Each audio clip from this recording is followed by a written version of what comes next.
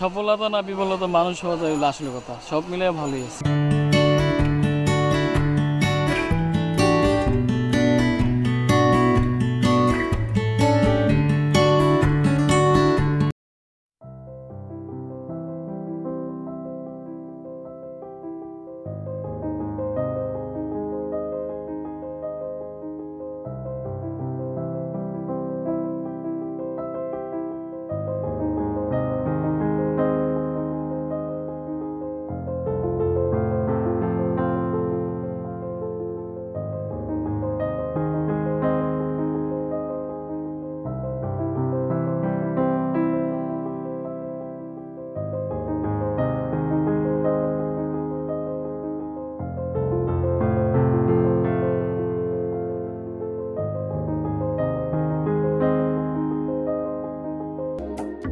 আমি 1996 সালে টঙ্গীতে আসছিলাম, আমার এক বোন জামাই নিয়ে আসছে।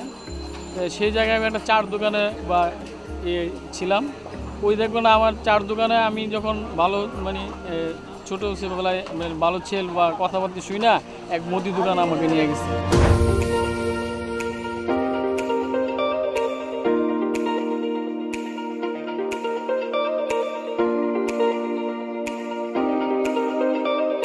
হঠাৎ করে সেই মালিক মারা গেল।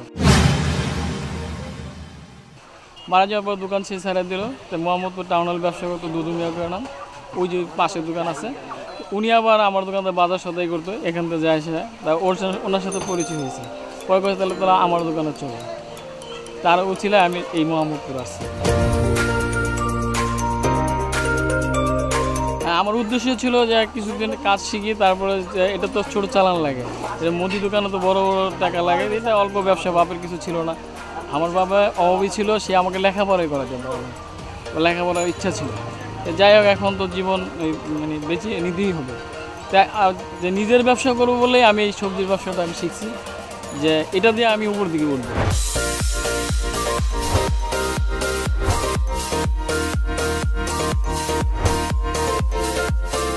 আমি যখন তাকে চাকরি করতাম, তার দোকানে হয়তো 20-18 আইটেম ছিল।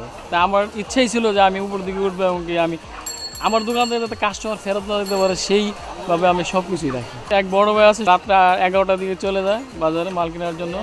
সে আইসে 3টা-4টার দিকে আসে, 5টার দিকে শুরু করে। আমরাও ঘুমোতে 6টার দিকে আসি, 6টার থেকে শুরু করে রাত্রে 12টা-1টা বেজে যায়।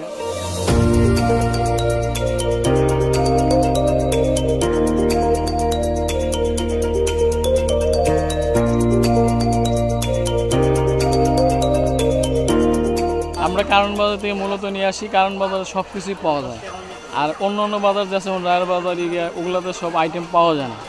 এই জন্য আমাদের কাছে কারণ বাজারই আগের থেকে, ব্যবসা শুরুতেই কারণ বাজার, এখনও কারণ বাজার আছে।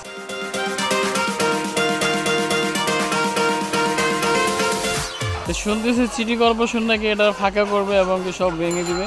তাই আমরা কোথায় যাব? আমরা চাই যে আমাদের একটা স্থায়ী জায়গা দেখ, আমরা ওই জায়গায় বসে যাতে বাচ্চা পরিবার নিয়ে ভাত খেতে পারি, সেই ব্যবস্থাটা যাতে আমাদের করে দেয়, স্থানীয়ভাবে থাকতে পারি। এই বৃষ্টিতে রোদ্রে না শুয়ে আমাদের যাতে একটু স্থানীয়ভাবে থাকার ব্যবস্থা করে দেয়।